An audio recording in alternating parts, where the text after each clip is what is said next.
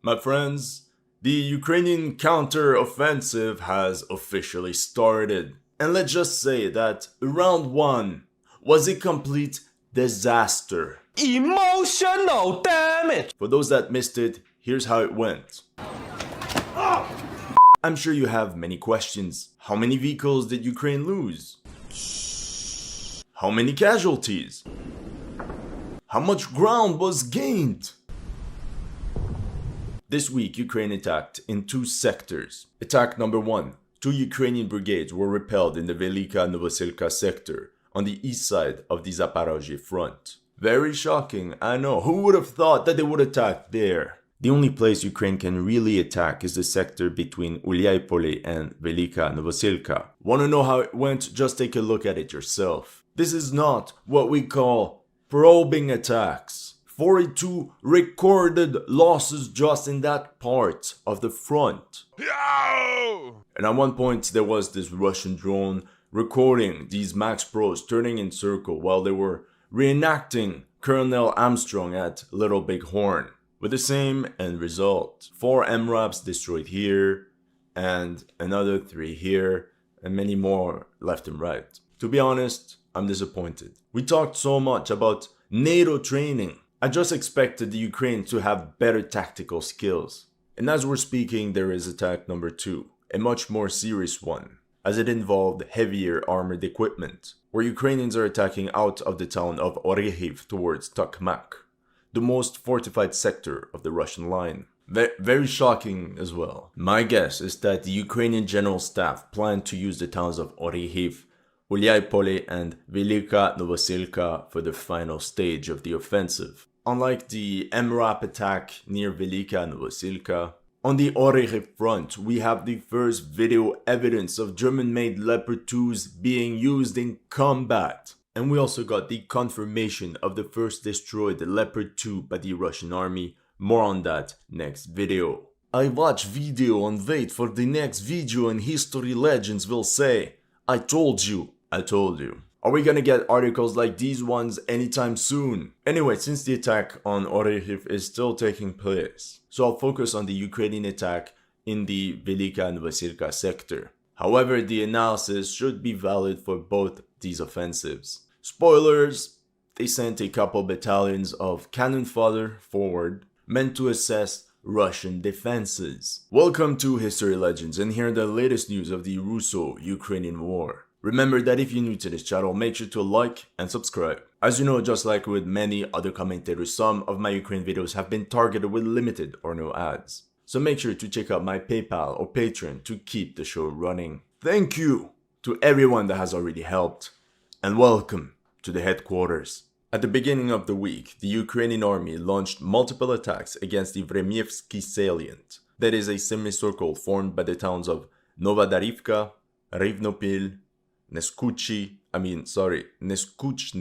and lastly Novodonetsk. However, the most important thing is that the main Russian line of defense is 17 kilometers away from the line of contact. A perfect example of defense in depth. The salient was said to be defended by the Russian 127th Division, which benefited from a central position from where they could send reinforcements to critical sectors in a timely manner. And this will prove decisive in this battle. In early June, there were many reports of mine-clearing operations by the Ukrainians all over the Zaporozhye front, a clear sign that an offensive was on the way anytime. On June 4th, Ukraine attacked with 6 mechanized and 2 armored battalions of the 23rd and 31st Mechanized Brigades on multiple sectors of the salient.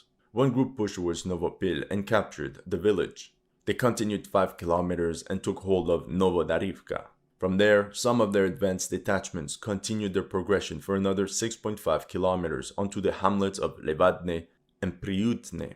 Group 2 attacked in parallel of Group 1. They captured Novosilka and was then tasked to capture Rivnopil. Meanwhile, a third group pushed out from Velika Novosilka towards Neskuchne. Although at first glance it might seem like a simple reconnaissance enforced mission, we can clearly see that their objective was to reach the main Russian line of defense in Orlinske via 3 parallel axes of attack along the Mokry Yali River, from where the elite heavy brigades would then smash Russian fortifications. This is where the Ukrainian plan went, According to the Russian MOD on day 1, the losses of the Ukrainian armed forces amounted to 250 personnel, and a total of 40 vehicles destroyed or abandoned, among which 16 tanks. Now I think to understand what truly happened, we have to look at where those casualties took place. As you can see on the map, there are 4 areas where Ukrainians lost the bulk of their vehicles, what we can call tank graveyards. And as you can see, these 4 main areas of destruction all follow the axis of attack we just spoke moments earlier. So this helps us to understand from which direction they attacked. One of the largest disasters took place in Novodarivka, right here on the map. In this footage, you can see the first vehicle of the column, a US-made Max Pro, and then it gets hit by a mine. We can clearly see the explosion come from below. And on the bottom right corner, we see a Ukrainian Soviet-era tank. And according to this video, there are 2 groups of Ukrainian vehicles approaching this tree line. And here's the aftermath. Honestly, I'm still shocked. I don't know exactly what happened, but they all rushed towards that opening. In this single frame, I can count at least 9 destroyed or abandoned vehicles, 2 tanks, plus 7 MRAPs, plus 2 or 3 more losses around. Personally, I think the same happened to them to what happened to the Russians in Vuhledar. At first, they got targeted by Russian artillery, as we can witness by the many shell craters around their position. And they all rushed to safety without knowing that they were all rushing towards a minefield. What was surprising to me is that I didn't see any mine rolling equipment on these vehicles. I don't know what they were thinking. Perhaps they expected the MRAPs, the mine-resistant ambush-protected vehicles, to actually survive going through a minefield. This is not Afghanistan with homemade IEDs. And notice how Russian drones can easily fly over Ukrainian columns, most likely to guide artillery fire. Where was Ukrainian electronic warfare? Where was the air cover? We can also assume that in all these tree lines, there were some Russian observers hidden that guided anti-tank fire from the ground, supported by mobile anti-tank crews mounted on ATVs that could fire on enemy vehicles almost at point blank. Now, what was the Ukrainian strategy? Each of these Max Pro MRAPs can transport roughly a fire team of 5 to 6 riflemen, plus the driver. So in this footage, we see 10 MRAPs, that would mean 50 men. Now what I think happened is that since the Ukrainians don't have enough vehicles, they would send multiple waves of 40 to 60 infantry from point A to point B. Once the riflemen are disembarked in an area with proper cover, the MRAPs go back to the rally points and drive another batch of troops forward. However, notice how we don't have any footage of infantrymen, only vehicles. Either they were destroyed in the vehicles, so you can imagine the casualties, or the Russians could have been a bit sadistic by letting the Ukrainians disembark multiple groups of riflemen before smashing the MRAPs and then annihilating the isolated infantry with artillery and tanks.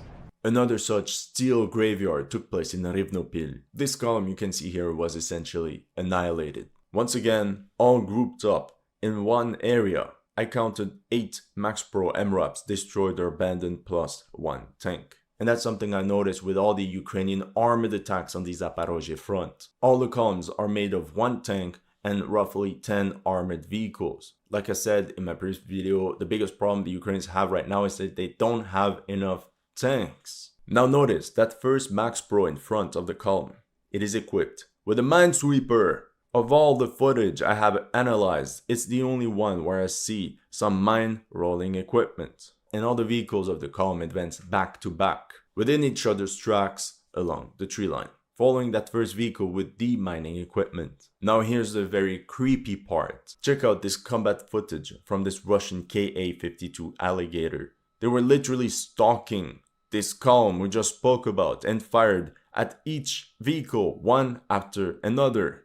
This is what happens when you launch an offensive without air cover. Or rather when your air defense gets destroyed before the offensive. Even NATO bots are shocked by the tactics used by the Ukrainian army. Moving into open flat terrain with tanks with no air support is suicide. Honestly, there's a lot more footage from helicopters, I just haven't been able to geolocate it. But we can clearly see it was a turkey shoot. Many isolated Ukrainian vehicles were destroyed. It was also reported that Russian tactical aviation played a key role in fending off Ukrainian attacks. In 3 days, they reportedly destroyed 5 enemy tanks and 29 armored vehicles using a total of 50 anti-tank guided missiles.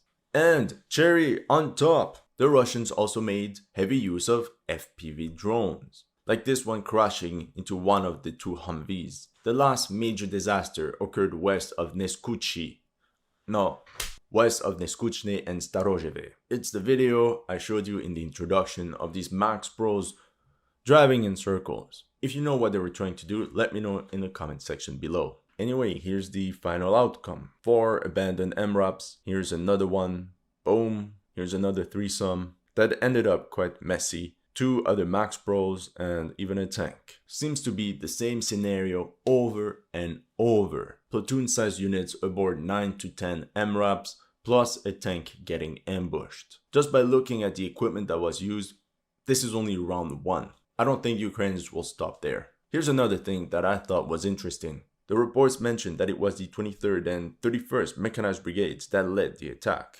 Those are relatively new formations. They barely have any experience coordinating offensive operations. And according to Military Land, both these brigades only started training in mid-February. Now, as for their equipment, check out some of the pictures they posted on Facebook. We can see a Max Pro MRAP and a fire team following closely behind. Essentially what was used during these attacks. Now looking through these pictures, I had a weird feeling that a lot of the battalions of these 2 brigades were actually filled with conscripts and territorial defense units. Maybe I'm wrong. I hope I'm wrong. But you can't tell me that those guys were the same ones that went through NATO training across Europe. They all look very brave to me, but it's typical Ukrainian territorial defense units. And want to know what's very sketchy? According to this deployment map, there was the 108th and 128th Territorial Defense Brigades in the sector of Velika Novosilka. So it's very possible that the 31st Mechanized Brigade, for example, is simply an upgraded Territorial Defense Brigade, essentially a TDB2S+.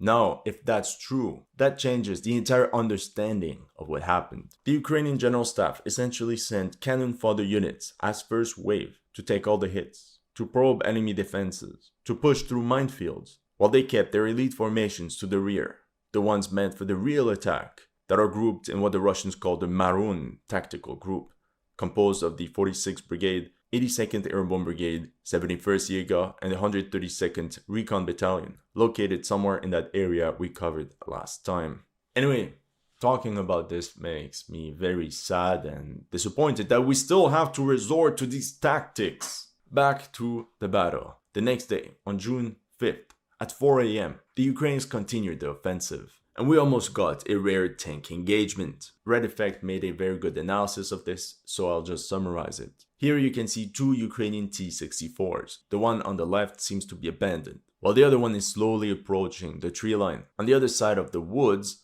there are 2 incoming Russian tanks. Now we all expected an epic tank battle, almost at point blank. But nope. It appears that some Ukrainian infantrymen that were hiding in that tree line fired their anti-tank weapons and destroyed one of the 2 tanks. And that's about it. Although the Ukrainians made significant gains on day 1, the Ukrainian attack was stopped by units of the 127th Russian Division that immediately counterattacked and recaptured the villages of Novodarivka and Neskuchny. And here's something noteworthy. The Russians restored the integrity of their line ASAP, unlike their previous defensive behavior in Kherson or lastly in Bakhmut, where they allowed the Ukrainian forces to keep their gains. However, what you have to remember from this is that if the Russians reconquer the lost ground, that also means that the Ukrainians won't be able to recover all the vehicles that they have lost. Another thing that kind of went under the radar, there are more and more reports of Russian divisions. That's because after the failure of the BTGs and the subsequent failure of brigades, the Russian army reconstructed their entire force along divisions, just like in Soviet times, as they considered them to be the only units to be strong enough to effectively defend and attack on their own. They have their own reserves, they have their own tanks, they have their own artillery, they have their own air defense. They're highly autonomous formations. And this is a direct effect of the Russian mobilization that allowed the Russians to beef up all their existing formations. While the Ukrainians understood that their attacks on the west side of the river all failed, during the night of June 4th to the 5th, the Ukrainians used the cover of some forests to launch a surprise attack with over 20 armored vehicles along the Shaitenka River. Essentially a company worth of troops, 100 men. Although they were spotted by aerial reconnaissance, there were not enough Russian units in that sector to intercept them. There were also reports that the Ukrainians used electronic warfare to crush Russian communications, and the Ukrainian column managed to cross over the Shaitenka River. Meanwhile, to beef up their attack, the Ukrainian command called up a couple detachments of the NATO-trained 37th Marine Brigade, as well as the elite 68th Mountain Jaeger Brigade, to consolidate their latest gains. Together they pushed 5 kilometers towards the Oktobyar State Farm and captured the village of Novodonetsk by 6 p.m. The next step was to reach the Mokry Yeli River and essentially flank Russian positions. So we do see that the Ukrainian command is very reactive. They won't try to send column after column in the same sectors. They will try to move around. So that's a good thing. Now, we don't have many details on what happened in that sector, but we do know that their casualties were mounting.